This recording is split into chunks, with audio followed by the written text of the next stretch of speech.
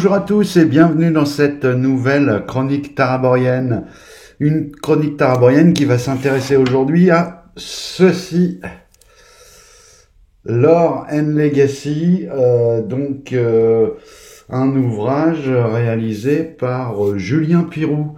Alors Julien Pirou, si vous êtes comme moi, vous le connaissez peut-être pour ses apparitions sur le net pour une émission qui s'appelle, je crois, Indécis, avec ce formidable générique où on voit une cascade 2D qui met bien dans l'ambiance, je trouve. La première fois que je suis tombé dessus, ça m'avait marqué. Voilà, donc c'est une petite chronique qu'il a.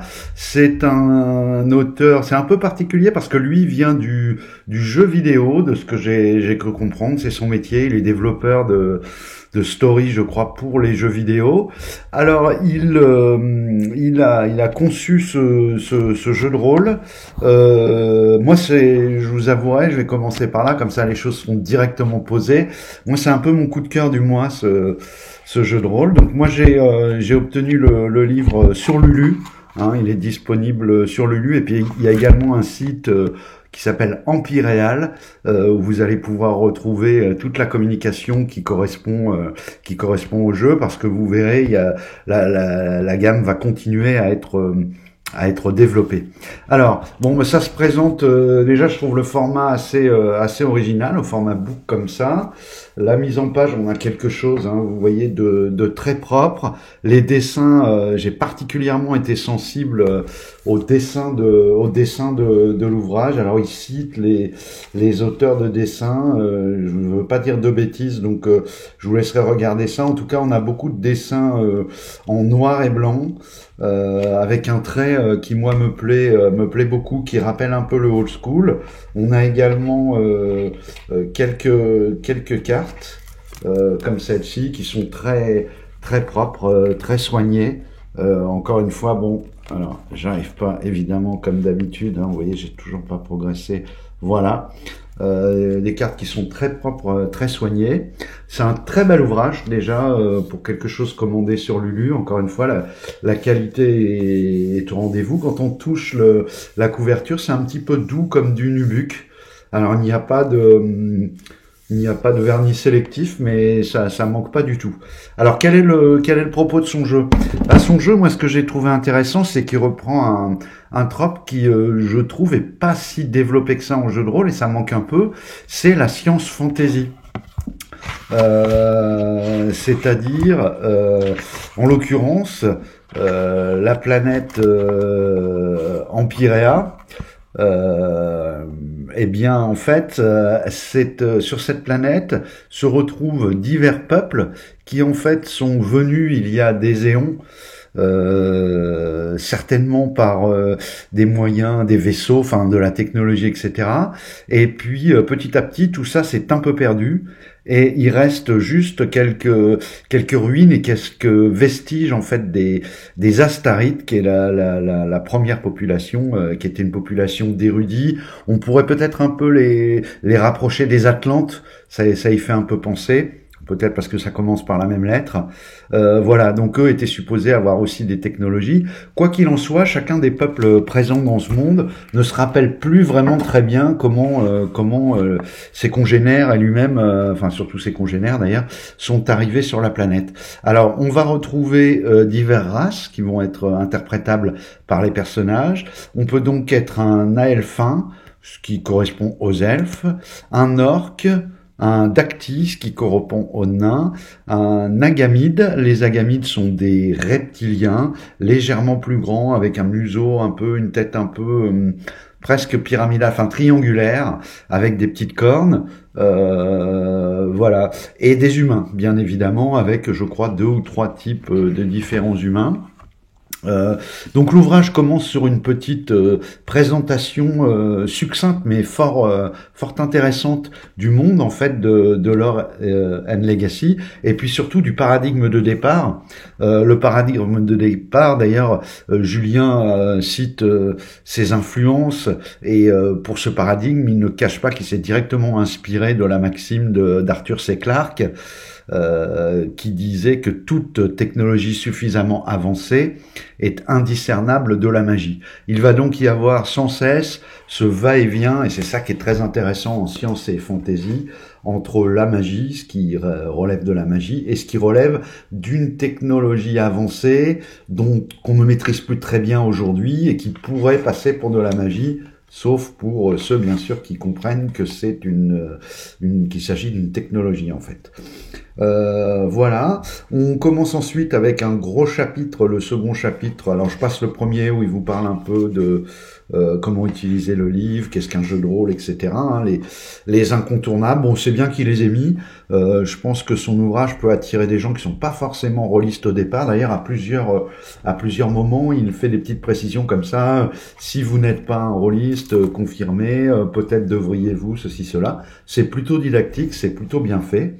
Je pense qu'effectivement aussi du fait de son activité, peut-être espère-t-il drainer des gens qui seraient plus, qui le connaîtraient plus pour la partie jeux vidéo et qui du coup décideraient de passer le pas pour se lancer dans le jeu de rôle. Ça arrive déjà assez souvent hein, sur les forums de parties en ligne, etc. On retrouve beaucoup dans les nouveaux adhérents de gens qui en fait viennent du MMORPG ou des jeux en ligne, des jeux vidéo en ligne, et qui entendent parler du jeu de rôle et qui se disent tiens, ça peut être une activité sympa pour nous.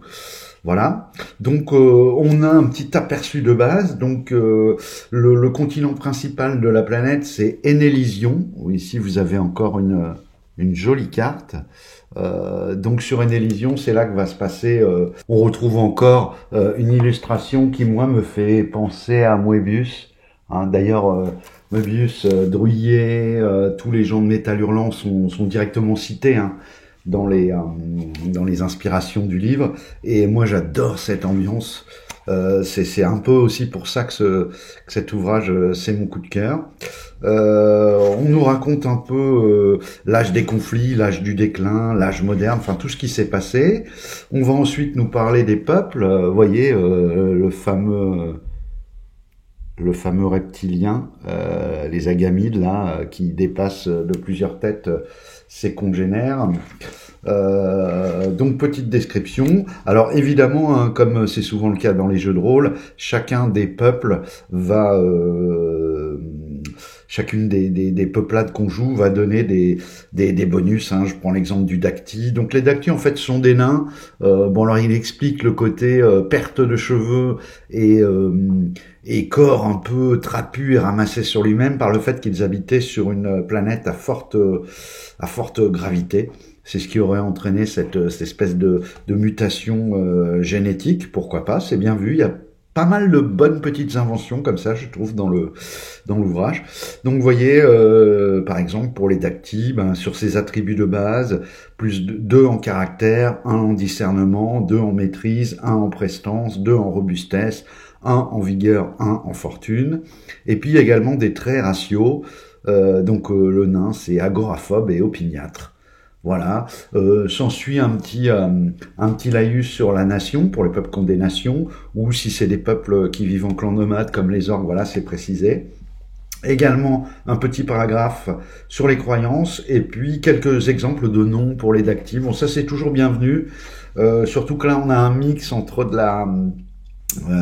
du medfan et de la science-fiction, donc les noms, bon voilà, c'est encore plus chaud que d'habitude.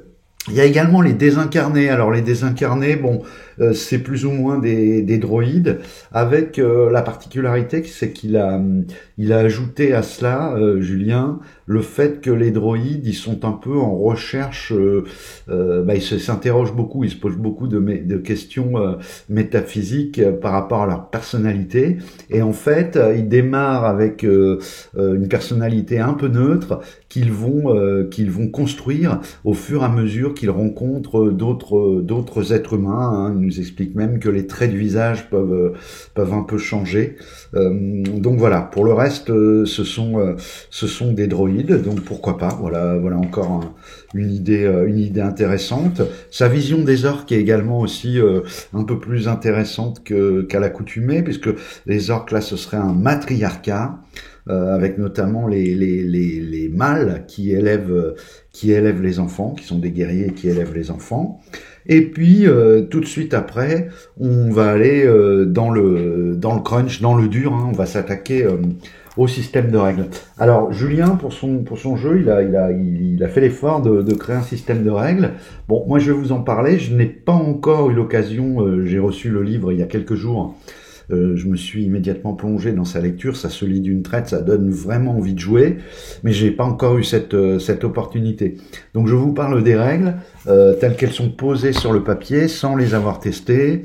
Je ne puis rien vous garantir en matière de comment dirais-je, d'équilibre ou de est-ce que ça fonctionne bien, est-ce que ceci fonctionne moyen, etc. Sur le papier, ça a l'air très très alléchant, ça a l'air à la fois intéressant avec des options et en même temps pas trop la grosse usine à gaz.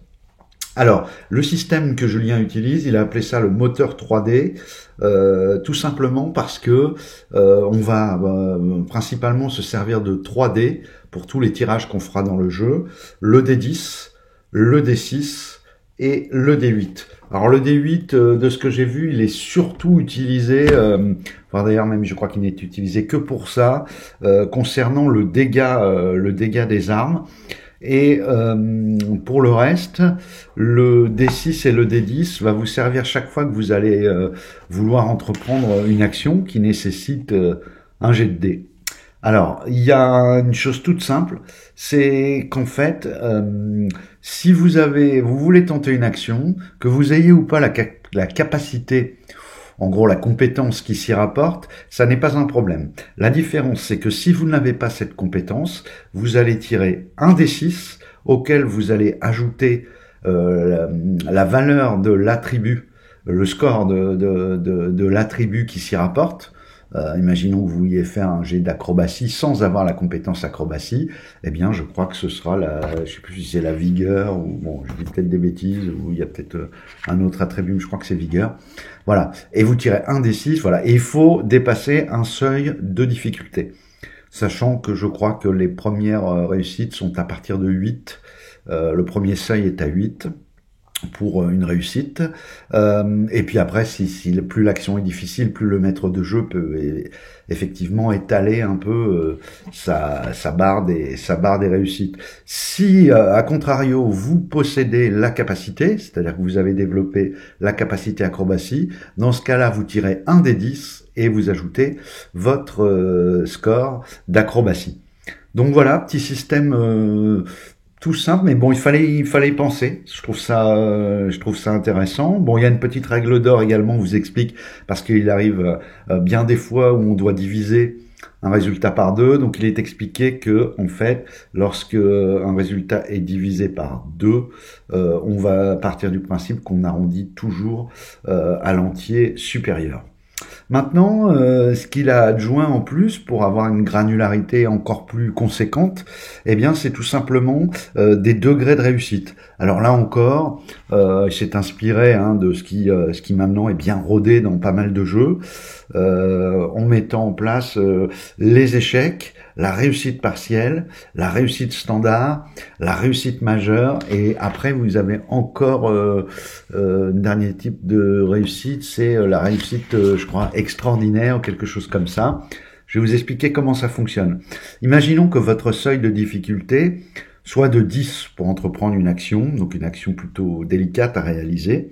Si jamais vous faites en dessous de 5, résultat de votre dé plus votre compétence, des 10 plus compétence ou bien des 6 plus attribut, là c'est un échec. Si vous faites entre 5 et 10, c'est une réussite partielle. Donc une réussite partielle, en fait, ça va être ça va permettre au maître de jeu d'activer un peu les choses du côté de la narration. Les objectifs entrepris par le personnage sont réussis, mais avec quelques complications imprévues. Voilà, donc ça peut être pas mal pour les maîtres de jeu de prévoir aussi dans sa rédaction de scénario sur des points très très précis, de dire bon là, sur cette action-là, si le personnage tente et qu'il fait une réussite partielle, voilà ce qui va se passer. Si vous n'êtes pas trop à l'aise avec comme ça du tac au tac, trouver le petit imprévu qui va entraîner un rebondissement, mais un rebondissement qui soit pas juste un frein ou une punition pour les joueurs, mais vraiment quelque chose qui va venir nourrir le récit. Il faut peut-être y penser avant.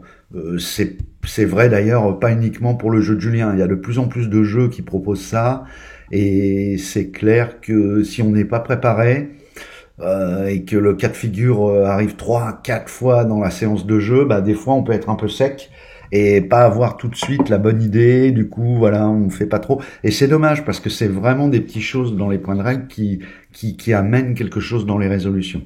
Ensuite, réussite standard, auquel cas vous dépassez 10. Et si vous faites plus de 1 fois 5 10, en l'occurrence si vous à partir de 15, là vous avez une réussite majeure. Viennent s'ajouter à ça les dés d'adversité et les dés de fortune. Les uns étant des bonus, vous l'aurez compris, les autres étant des malus. Alors, dés de fortune bonus, si on tire au D6, on tirera son dé de fortune au D6. Si on tire un D6 plus attribut.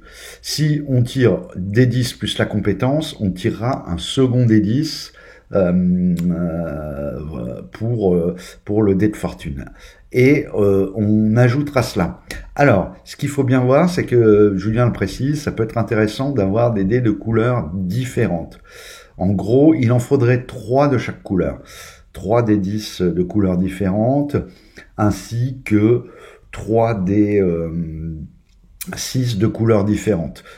Pourquoi ? Parce que tout simplement, il se peut que pour une action, vous ayez, à cause d'un trait, un dé de fortune, et en même temps un dé d'adversité. Auquel cas, voilà, le dé rouge sera le dé de fortune, l'autre dé sera le dé d'adversité. On fait le calcul entre ces deux-là, et puis après on ajoute avec le dé normal pour voir ce que donne la résolution.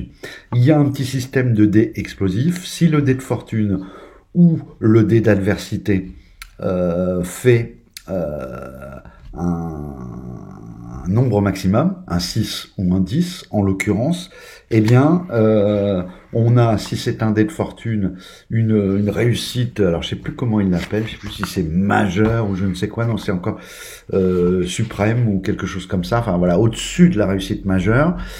Pour certaines armes, ça va déclencher par exemple des espèces de coups critiques, pour certaines compétences, ça va permettre des résultats extraordinaires.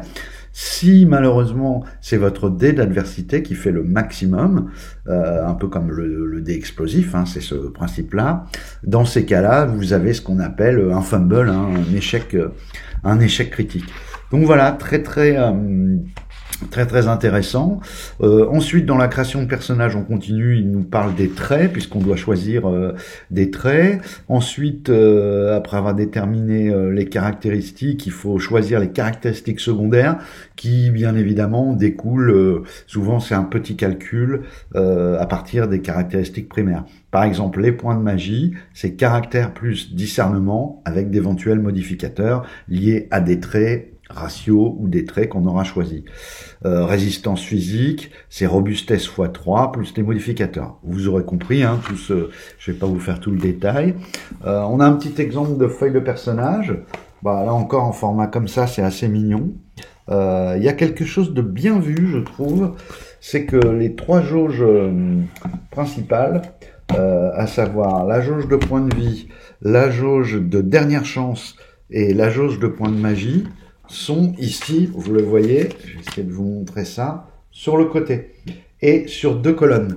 Et Julien explique à un endroit, en fait, si vous imprimez vos feuilles sur des fiches légèrement cartonnées, ça vous permet, avec un petit système, avec un trombone, de faire bouger en fait en direct vos jauges. Vous n'avez plus à gommer, qui fait qu'au bout de 2 séances, la feuille de perso, elle est achetée parce que l'endroit des points de vie ou l'endroit en tout cas de toutes les jauges ou des points de santé mentale, elle a été gommée 25 fois, le papier est complètement usé. Donc c'est plutôt, c'est astucieux encore une fois, c'est frais. C'est frais. Moi, c'est les 2 mots qui me viennent à l'esprit quand je pense à ce jeu, c'est frais et astucieux. Ensuite, on va avoir donc tout ce qui va concerner les capacités. On vous explique un petit peu, alors voilà, les capacités qui sont liées au caractère. Vous avez des capacités qui sont liées au discernement. Vous avez des capacités, en fait, chaque capacité est liée à un des attributs. Capacité liée à la maîtrise, capacité liée à la prestance, comme la représentation, la discrétion, le glamour. Capacité liée à la robustesse, comme montée, natation, survie en milieu sauvage, immunité. Capacité liée à la vigueur. Voilà, plus quelques petits cas particuliers.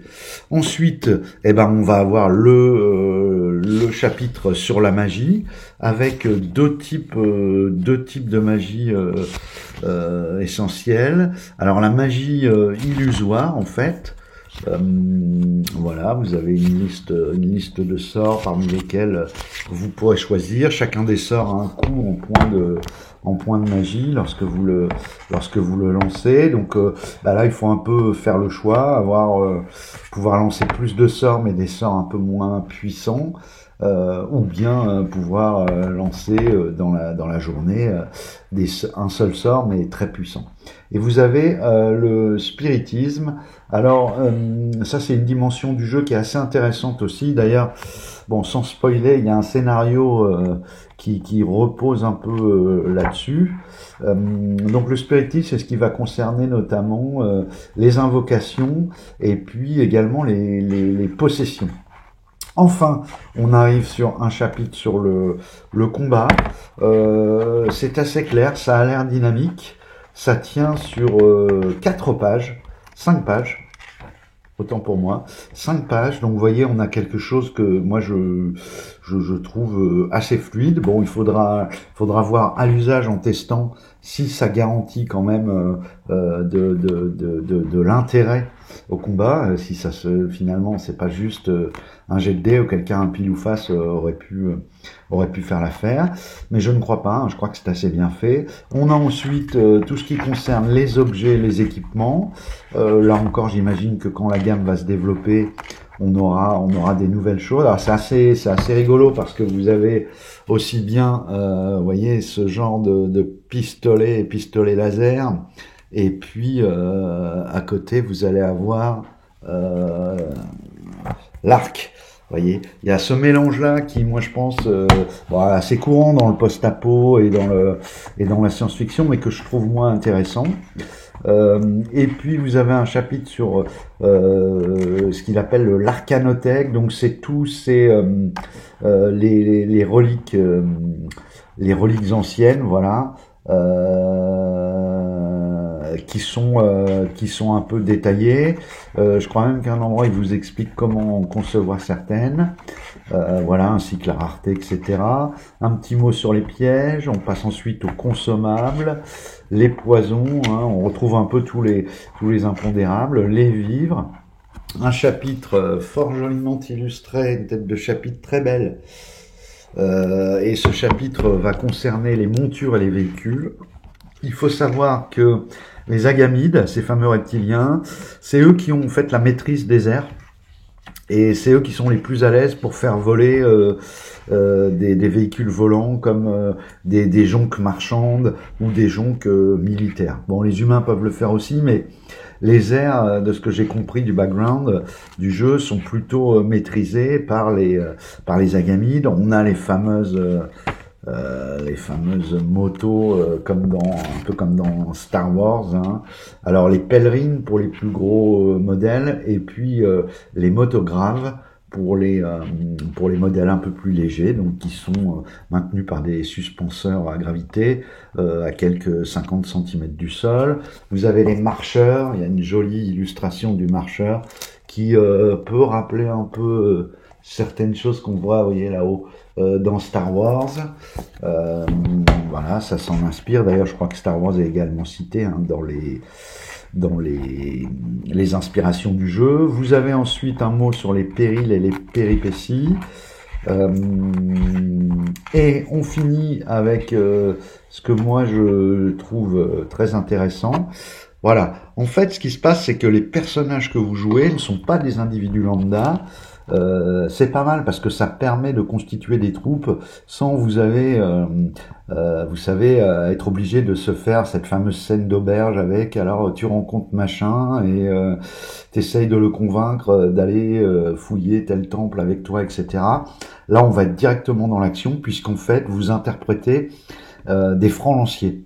Alors les francs lanciers, je veux pas trop en dire parce que c'est tellement agréable quand on découvre le setting de le lire, d'où ça provient, etc. Sachez juste que c'est une organisation qui regroupe plusieurs peuples qui se sont mis d'accord en fait pour essayer de lutter contre la principale menace. Et là encore, il y a une bonne invention dans ce jeu. La principale menace, il s'agit en fait d'une sorte de corruption fongicide qui s'appelle l'altération et qui peut infester les objets, les organismes vivants comme les plantes, etc.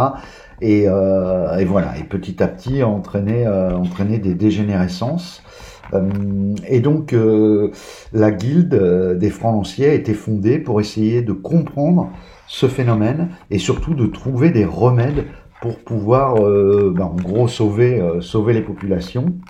Ensuite, j'aime bien, il a fait l'effort de mettre quelques PNJ, notamment les mentors. Et puis là, on arrive dans ce que moi je trouve très très bon dans ce petit ouvrage. Hein. Donc en un seul bouquin, on a tout un lieu géographique de base qui est la cité du cratère, Patera, qui est une ville, une grande ville multimarchande et qui servira de point d'accès au départ pour lancer les aventures de vos premiers personnages. Donc c'est assez bien détaillé. Sur une dizaine, voire une quinzaine de pages, on a un plan de la cité, les quartiers les plus importants, voilà, le consortium qui dirige, qui est l'organisme de gouvernance de la cité, et puis un petit peu autour, la région du Grand Cratère, qui elle aussi est un petit peu détaillée. Ensuite, on a quelques PNJ, figure de Patera et sa région. Encore une fois, hein, c'est assez bien fait. Vous voyez, chaque PNJ, il a son background et puis les tables de description, ainsi toujours une très belle illustration. Donc ça, c'est pas mal aussi pour les maîtres de jeu qui veulent se lancer. Vous avez déjà des munitions pour faire des choses. Et puis derrière, encore une très très bonne chose, Julien s'est fendu de 3 aventures avec en plus des styles un peu différents dans ce qui est proposé de jouer, dans ce qu'il est proposé de jouer dans chaque aventure. Donc Murmure dans la machine pour la première, Mauvais présage pour la seconde, et il y en a une troisième, La lumière au bout du tunnel. Et ces 3 aventures assez différentes dans leur déroulement, dans la façon dont, dans ce qu'elles proposent comme gameplay et comme chose à jouer pour les joueurs. Donc ça, c'est très malin. Là, on n'est pas sur un scénario où quand vous connaissez pas trop l'univers, pas trop le jeu, vous dites ah bon, bah alors en lisant ça, vous dites ah oui, alors c'est ce type de scénario et vous allez avoir tendance à répéter. Là, Julien a fait un bel effort qui montre que en fait le propos du jeu peut être riche, varié et peut être développé. Et puis on a enfin tout un chapitre sur les créatures et adversaires qui correspondent au bestiaire. Là encore une fois, c'est bien fait. C'est des tables très claires. Voilà, ça valerait le coup presque d'avoir des petites fiches. Moi, maintenant qu'il y a des jeux qui sortent les petites fiches, c'est vrai que je suis assez friand parce qu'en tant que maître de jeu, ça vous permet quand vous préparez votre scénario, même à l'écriture, de juste pour votre séance du soir, hop, vous avez nommé et vous sortez votre petite fiche et vous pouvez jouer. Et puis après, on a des pré-tirés. Donc vous voyez, c'est vraiment un ouvrage complet. À la fin, on a les tables récapitulatives, une feuille de personnage vierge, mais on peut télécharger un écran qui, je pense, va correspondre aux tables récapitulatives, à mon avis, ainsi que des feuilles de personnages vierges sur le site. Donc le site de Empiréal, c'est le nom de j'imagine, la maison d'édition qu'a choisi Julien pour faire paraître son jeu. Sachez que d'ores et déjà, il y a eu un second financement Ulule qui concerne un ouvrage qui s'appelle, je me demande si c'est pas la Cité Caravane, c'est pas peut-être pas le mot cité, mais il y a caravane dedans, et qui est en fait un atlas. Et là encore, vous allez trouver des vidéos sur internet où Julien en parle. C'est pas mal parce qu'il voulait pas faire que un supplément d'atlas de contenu. Donc vous avez à la fois un supplément de contenu et en même temps comment appelle-t-on cela? Une campagne. Donc là, franchement, ça vaut le coup. Bon, malheureusement, moi, j'ai découvert le jeu. Le Ulule était déjà terminé. J'ai essayé de contacter Julien. Il n'y a pas possibilité de faire de late pledge ou de back it. Donc voilà, il m'a dit qu'il y aurait des copies qui seront prévues, bien sûr, en plus des livraisons Ulule. Donc il faut guetter tout ça si vous êtes intéressé. Moi, je pense que d'ores et déjà, il y a un exemplaire vendu ici. J'ai vraiment très hâte de lire la suite de ce jeu. Il y a également, on peut le signaler, un Discord. Quand vous allez sur le site Empyréal, il y a un Discord qui vont permettre de mettre en relation des gens qui auraient envie de former des tables pour jouer à ce jeu, maintenant que beaucoup de gens jouent en virtuel, donc ça c'est pas mal si vous cherchez des joueurs ou des gens intéressés, ou même simplement pour discuter du projet. J'imagine que si Julien a fait ça, il doit être assez souvent joignable via ce Discord, donc c'est aussi l'occasion peut-être de discuter, de poser ses questions et de s'entretenir avec le créateur du jeu. Ça c'est toujours un gros plus, on aurait tous aimé pouvoir dialoguer avec Monsieur Gigax par exemple. Et il y a également des petits suppléments. Vous allez trouver ça sur le site. Le nom est un peu complexe. Enfin, en tout cas pour moi, je l'ai pas retenu. J'avoue que c'est les cahiers. Non. Enfin, il y a un terme un peu spécifique qui m'échappe là sur le coup. Et voilà. Et en fait, je crois que c'est des parutions un peu comme ça à bâton rompu, dans lesquelles Julien fait des ajouts. Donc petit à petit. Tout ce qui vient fournir, enrichir l'univers, ça grossit, voilà. Alors, longue vie à ce jeu. Moi, j'espère qu'il va rencontrer du succès. Voilà, il y en a pas tant que ça, des jeux, des petits jeux entre guillemets, le terme n'étant pas péjoratif. D'ailleurs, c'est pas un petit jeu à mon avis, c'est un jeu tout court, un jeu de rôle tout court. Mais je voulais dire petit dans le sens où la personne qui est derrière, il y a 1-2 personnes, voilà, maximum. C'est pas une grosse équipe, un gros studio avec des rouleaux compresseurs, etc. Et une fois de plus, ça permet de voir que le marketing, c'est tant mieux, ne fait pas tout. Il y a encore moyen d'être original, de trouver des choses intéressantes, y compris dans la façon de présenter, de développer son jeu. Ici, on a avec un seul volume, bon c'est un beau bébé quand même, vous voyez, il est assez épais. Un seul volume, ça doit correspondre à des formats A5, peut-être un tout petit peu plus, de 352 pages, 354 pages. On a un truc qui se tient. Il y a déjà 3 belles aventures à faire jouer, plus je pense que vous avez de quoi broder autour de ces aventures. Voilà. Donc, Lore et Legacy, bravo Julien Pirou.